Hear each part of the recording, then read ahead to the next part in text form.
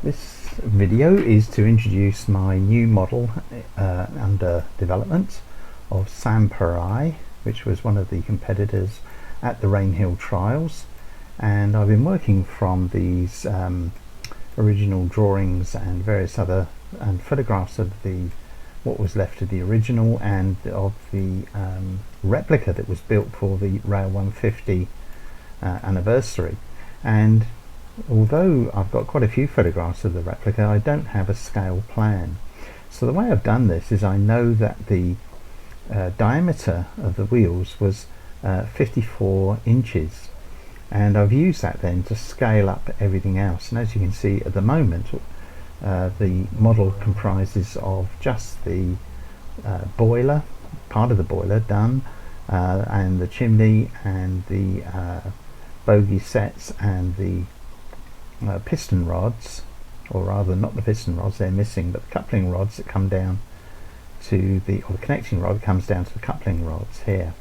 Now these are animated, and I'm animating as I'm going, but of course in Gmax you don't get the same effect of animation. I'll just click it through a frame at a time just to give you an idea, because if I just let it run, the wheels tend to blur and actually look like they're running backwards. So that's on the 30 frames animation. That's 30 frames of animation. If I run it, there we are, that shows the animation, and I'll just take it back to the first frame, and you can see that I'm also texturing the model as I go. And I decided to do it this way because that takes a little bit longer. I felt more confident in dealing with the textures in this way, and I've basically made it a monochrome model. This is the first version that I'll do two versions. The other will be in the green and green bodied and yellow spokes on the wheels, green and yellow version that appeared, the replica version that appeared for the Rail 150 celebration some years back now.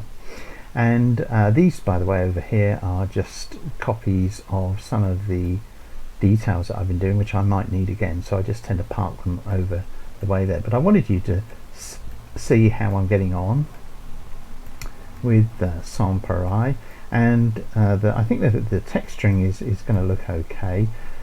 I could have started making individual rivets, but you know, not really a goer. Partly because it would produce a mesh which was very large indeed, and far too complex really to even get into Trainz in one piece. So I'm using a texture which has rivets already on it, and if you look in, if we come in close, you'll see that here this is one of those sort of parts where there's a sort of strap with rivets riveted on, and here different rivets of different sizes. I've tried to keep them as circular as possible, but in some cases they're a little bit elliptical, but I'm not going to worry too much more about that. I'm not a rivet counter, so I'm just trying to create the general look of the locomotive. And you can see here, this is the firebox, so I've still got to work on that because it's just the shape at the moment, and there's rivets going around it, and in the same way as they go through the flue here, the smoke box I guess, so that's got to be something like that over there as well. And also here, these are the rivets on the boiler, and you can see I've slightly simplified this. There were other rivets, but I'm not going to get too detailed on that. It's complicated enough as it is. If I take it into wireframe, you'll see that it's quite a complex shape, and I've had to adjust it just to get the textures correct.